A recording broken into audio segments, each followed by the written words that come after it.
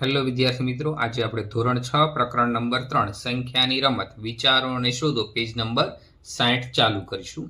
આ પહેલા પણ મિત્રો વિચારો અને શોધો પેજ નંબર 58 ઉપર 60 એ આપણે પૂર્ણ કરેલા છે, તો તમે મિત્રો એકવાર જોઈ લેજો। તો મિત્રો પહેલું છે અંકોથી રમત। આપણે 1 2 3 અને એ રીતે સંખ્યાઓ લખવાનું શરૂ કરીએ છીએ। અહીં એક અંકની 9 સંખ્યાઓ છે મિત્રો। જો હવે એક અંકની 9 સંખ્યા એટલે કેટલી થશે મિત્રો? 1 થી 9 સુધી।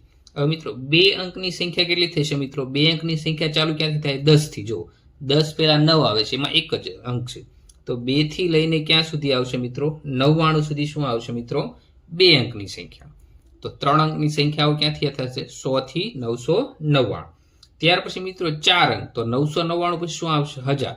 તો 1000 થી લઈને ક્યાં સુધી આવશે મિત્રો? 9999 થશે। ત્યાર પછી મિત્રો 5 અંકની સંખ્યાઓ, તો એમાં ક્યાંથી ચાલુ થશે? 10,000 થી। એકમ, દશક, 100, 1000, 10,000, 5 સંખ્યા થઈ ગઈ। 10,000 થી લઈને કેટલા થશે મિત્રો? 99,999। એકમ, દશક, 100, 1000, 10,000, 99,999। ત્યાર પછી મિત્રો આ સંખ્યાઓ કેટલી થશે? તો મિત્રો જો 10 થી 99 સુધી કરો તો કેટલી સંખ્યા થશે? 90 થશે મિત્રો। ત્યાર પછી 100 થી 999 સુધી સંખ્યા કેટલી થશે મિત્રો? 900 થશે। ત્યાર પછી 1000 થી 9099 સુધી સંખ્યા કેટલી થશે મિત્રો? 9000 થશે।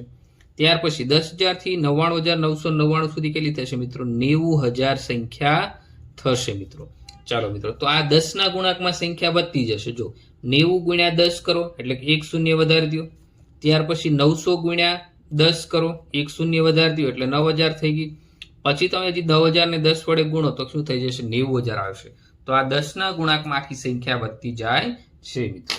ત્યાર પછી મિત્રો જો બીજું શું કીધું? સંખ્યાનો અંકોનો સરવાળો। કોઈ પણ સંખ્યા છે કે જ્યારે તે અમુક સંખ્યાના અંકોનો સરવાળો કરે ત્યારે સરવાળો સમાન આવે। ચાલો મિત્રો, તો આમાં શું કહેવા માંગે છે મિત્રો? તો તમારે 14 કરવાની છે। તો એવી કઈ સંખ્યા જેનો સરવાળો કરતા 14 આવે મિત્રો? ચાલો, તો મિત્રો પેલું છે 6 + 8। 6 + 8 એટલે કેટલા થઈ જશે મિત્રો? 14 થઈ જશે। પછી મિત્રો જો 7 + 7 કરીએ આપણે, 7 + 7 તો આપણે કેટલા મળી જશે મિત્રો? 14 મળી જશે। ત્યાર પછી 5 + 4 + 5, તો 5 ને 4 9, 9 ને 5 કેટલા થઈ ગયા મિત્રો?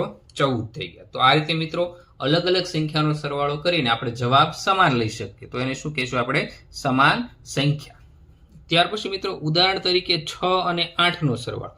ચાલો મિત્રો 6 અને 8 નો, તો 6 + 8, તો 6 ને 6 ને 12 ને 2 14 થઈ ગયા મિત્રો।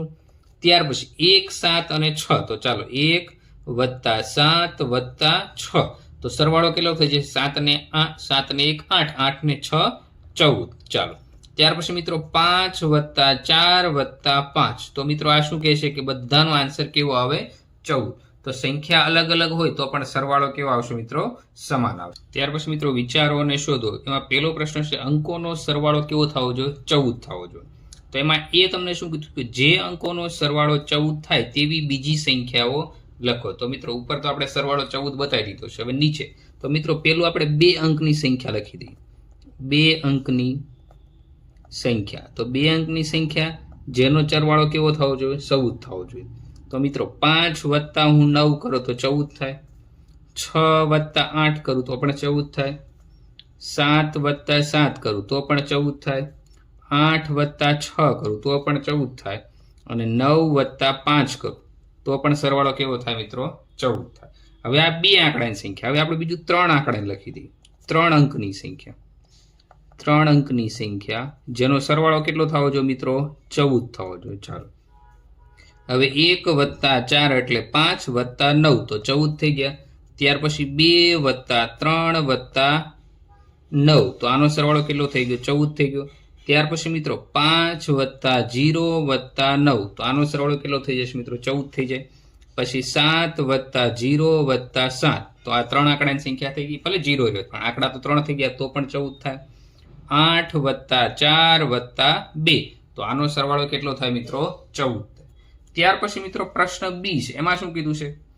અંકોનો સરવાળો 14 હોય તેવી સૌથી નાનામાં નાની સંખ્યા। તો મિત્રો જો નાની સંખ્યા 5 અને 9, જો આ નાનામાં નાની સંખ્યા છે, 9 અને 5 લખો તો પણ એમ થઈ, તો 5 અને 9 નો હું સરવાળો કરું તો મને કેટલા મળે? 14। તો 5 + 9 બરાબર કેટલા થઈ ગયા? 14 થઈ ગયા। તો સૌથી નાની સંખ્યા મિત્રો આપણને કઈ મળી છે? 5 અને 9. એ બંનેનો સરવાળો કરો તમને કેટલા મળે? 14 મળે. ચલો મિત્રો, સી માં શું કીધું? અંકોનો સરવાળો 14 હોય તેવી સૌથી મોટી 5 અંકની સંખ્યા. ચલો મિત્રો, હવે 5 અંકની સંખ્યા તમે મિત્રો લખો. તો ચાલો હવે હું 9 + 5 કરું. જો આ બે આંકડા તો થઈ ગયા, પછી 0 + 0 + 0. ચાલો મિત્રો, તો કેટલા થઈ ગયા? જો સૌથી મોટો આંકડો 9 થાય અને એનાથી નાનો 5 કરો તો જ 14 થાય. 9 ને 5 14. ભલે અહીંયા ગમે એટલા શૂન્ય હોય, સરવાળો તો આપણો 14 જ થવાનો છે.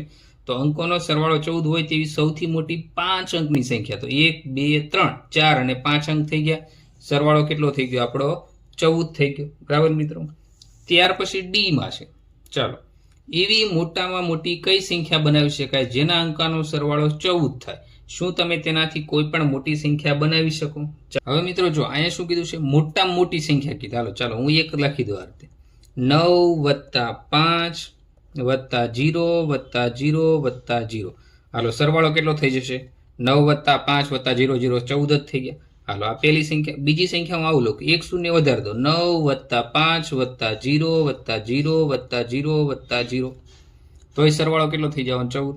ત્યાર પછી હજી એક વધારી દો. 9 + 5 + 0 + 0 + 0 + 0 + 0. તો આ રીતે મિત્રો તમે સંખ્યા કેવી લખશો? ઇન્ફિનિટ, અનંત સુધી લખી નાખશો. સરવાળો કેવો આવશે? 14 થઈ જશે. આ રીતે મિત્રો કોઈ પણ મોટી સંખ્યા બનાવી શકાય છે, પણ કોઈ કઈ સંખ્યા બને તમે નક્કી કરી શકો નહીં. તો આપણે લખી શકીએ કે ના કોઈ ચોક્કસ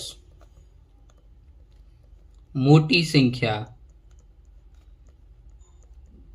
બનાવી શકાય નહીં. શું કરવા મિત્રો? આ 0 તમે ઉમેરિત કરો તો સંખ્યા મોટા મોટી આવ્યા જ કરવાની છે. તો શું લખશું? ના કોઈ ચોક્કસ મોટી સંખ્યા બનાવી શકાય નહીં. ચલો અહીં આપણે નહીં લખી દઈએ. તો આ રીતે મિત્રો પ્રશ્ન ડી પૂરો. ચાલો મિત્રો, ત્યાર પછીનો પ્રશ્ન બીજો શું છે? 40 થી 70 સુધીની તમામ સંખ્યાના અંકોનો સરવાળો શોધો. તમારા અવલોકનની વર્ગમાં ચર્ચા કરો. તો મિત્રો જો સંખ્યા અંકોનો સરવાળો આપણે આ રીતે કોષ્ટક બનાવી દીધા છે. તો પહેલી સંખ્યા 40, પછી 41 42 43 44 45 46 47 48 49. તો 40 થી 49 સુધી આપણે સંખ્યા લખી દીધી. હવે અંકોનો સરવાળો તો 4 + 4 એટલે 4, 4 + 1 એટલે 5, 4 + 2 એટલે 6, 4 + 3 એટલે 7, 4 + 4 એટલે 8. તો આ રીતે મિત્રો જો સરવાળો તમને કઈ રીતે મળે છે? 4 5 6 7 8 9 10 11 12 13. તો ક્રમમાં મળે છે, એક એક આંકડાનો વધારો થાય છે. ત્યાર પછી મિત્રો 50 થી 59 સુધીની આપણે સંખ્યા લઈ લીધી. તો 5 + 0 એટલે 5, 5 + 1 એટલે 6, 5 + 2 એટલે 7, 5 + 3 એટલે 8, 5 + 4 એટલે 9, 5 + 5 એટલે 10, 5 + 6 તો 11, 5 + 7 તો 12, 5 + 8 તો 13 અને 5 + 9 તો 14. તો આ રીતે પણ મિત્રો આમાં પણ જો 5 પછી 6, 6 પછી 7, 7 પછી 8, એક એકનો વધારો થાય છે. ત્યાર પછી મિત્રો 60 થી 69 આપણે લઈ લઈએ. તો 6 + 0 એટલે 6, 6 + 1 એટલે 7, 6 + 2 એટલે 8 અને આ રીતે મિત્રો 6 + 9 એટલે કેટલા થઈ જશે? 15. તો દરેકમાં શું થાય છે મિત્રો? જો એક એકનો વધારો થાય છે. છેલ્લી સંખ્યા આપણી 70 એટલે 7 + 0 એટલે કેટલા થઈ ગયા? 7. હવે મિત્રો આપણે આને લખી દઈએ. 40 થી 49 નો સરવાળો કેટલો આવ્યો? 4 5 6 7 8 9 10 11 12 અને 13 સુધી. પછી 50 થી 59. તો 50 થી 59 નો સરવાળો કેટલો આવ્યો? 5 6 7 8 9 10 11 12 13 અને 14. પછી 60 થી 69 મિત્રો, તો એનો સરવાળો 6 થી ચાલુ થાય. તો આપણે એ લખી દઈએ 6 7 8 9 10 11 12 13 14 અને 15. હવે મિત્રો જો અહીંયા સરવાળો કેટલો? પેલો 4, 4 માં 1 નાખો એટલે 5, 5 માં 1 નાખો એટલે 6, 6 માં 1 નાખો એટલે 7, 7 + 0 એટલે 7. તો મિત્રો પેટર્નમાં એક એકનો વધારો થાય છે. તો ઊભી પેટર્નમાં પણ એક વધારો થાય છે. 5 પછી 6, 6 પછી 7. તો બધામાં +1 કરો તો તમારી પેટર્ન બનતી જાય. ત્યાર પછી મિત્રો આડી પેટર્ન જોઈ. તો 4 માં 1 નાખો એટલે 5, 5 માં 1 નાખો એટલે કેટલા થઈ ગયા? 6, 6 માં 1 નાખો એટલે કેટલા થઈ ગયા મિત્રો? 7. તો મિત્રો આ બધામાં આપણે કેટલા કરવા પડે છે? +1 કરવા પડે છે. તો મિત્રો પેટર્ન કઈ રીતે મળી? બધામાં +1 મળે. તો આની ઉપરથી આપણે વર્ગમાં ચર્ચા શું કરશું કે દરેક સંખ્યામાં +1 કરો તો સરવાળો તમને મળતો જાય છે. બરાબર મિત્રો? તો આ તમારે કોષ્ટક લખી દેવાના છે અને આ તમારે પેટર્ન લખી દેવાની છે. બરાબર મિત્રો? ત્યાર પછી મિત્રો પ્રશ્ન નંબર 3 છે. જેના અંકો ક્રમિક હોય તેવી 3 અંકની સંખ્યાઓના અંકોની સરવાળાની ગણતરી કરો. ઉદાહરણ તરીકે 3 4 5 શું તમને આ કોઈ પેટર્ન દેખાય છે? શું આ પેટર્ન ચાલુ રહેશે? ચાલો મિત્રો, હવે 3 ક્રમિક સંખ્યા, તો 1 2 3 ક્રમિક છે, તો 1 + 2 + 3 તો કેટલા થઈ ગયા? 6. પછી હું 2 3 4 લખી દઉં, તો ચાલો 2 + 3 + 4, તો મિત્રો 2 ને 3 5, 5 ને 4 9 થઈ ગયા. બરાબર મિત્રો.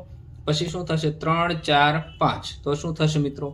3 + 4 + 5, તો મિત્રો 3 ને 4 7 થઈ ગયા. 7 ને 5 કેટલા થઈ જશે? 11 12, તો 3 + 4 એટલે 7, 7 ને 5 કેટલા થઈ ગયા? 12 થઈ ગયા. પછી મિત્રો 3 થી 4 5 અને 6, તો 4 + 5 + 6, તો કેટલા થઈ ગયા મિત્રો? 15 થઈ ગયા. ત્યાર પછી હજી એક આપણે નંબર લખી લઈએ, 5 6 અને 7, તો શું થશે? 5 + 6 + 7, તો 5 ને 6 11, 11 ને 7 18. ચાલો મિત્રો, તો આ રીતે આખી પેટર્ન આપણી બની. હવે પેટર્ન શું મળી મિત્રો? જો અહીંયા તમે ઘડીઓ કરી શકો, તો 3 દુ 6, 3 તેરી 9, 3 ચોક 12, 3 પંચા 15, 3 6 18. તો આપણને પેટર્ન કઈ મળી? આપણે લખી દઈએ. પેલી પેટર્ન કઈ મળી? ક્રમિક 3 અંકોનો સરવાળો કરવાથી